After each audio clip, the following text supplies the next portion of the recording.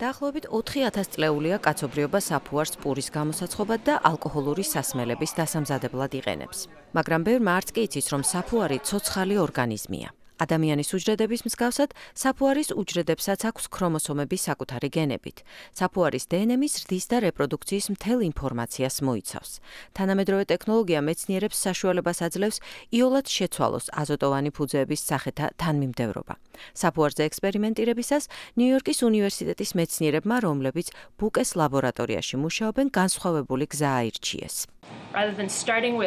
არსებულ გენომში ცვლილებების შეტანას თავიდან ბოლომდე ახალი ორგანიზმის შექმნა ვარჩიეთ. სისტემის დიზაინს ნულიდან ვიწყებთ და შევხედავთ, იმუშავებს თუ არა ის ისე, როგორც ჩვენ გვსურს. კომპიუტერული პროგრამის დახმარებით ნიუ-იორკის უნივერსიტეტის მკვლევარებმა დნმ-ის თანმიმდევრობა ამოჭრეს და ახალი თანმიმდევრობით ჩაანაცვლეს. დაახლოებით ისე, როგორც ამ ვიდეო გრაფიკაშია აღნიშნული. მეცნიერებმა საფუარის 16 ქრომოსომიდან 6 ახალი ქრომოსომა შექმნეს და მათი საშუალებით ძველები ჩაანაცვლეს. ამბობენ, რომ ყველა კარგად მუშაობს. მკვლევარებს დნმ-ზე ექსპერიმენტირების ეთიკური მხარე არ აშინებთ და კითხვებისთვის მზად არიან.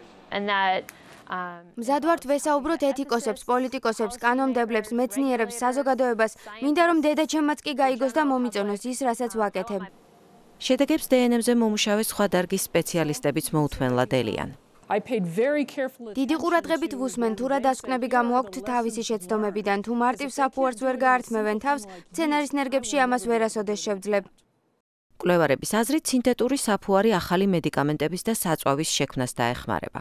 ბოტანიკოსები მიიჩნევენ, რომ წარმატების შემთხვევაში გენეტიკური ინჟინერიის საშუალებით ისეთ მცენარეებს გაზრდიან, რომელიც მაგალითად ჰაერის დაბინძურებას ან ახლო მანძილზე ასაფეთქებელი ნივთიერების არსებობას დააფიქსირებს.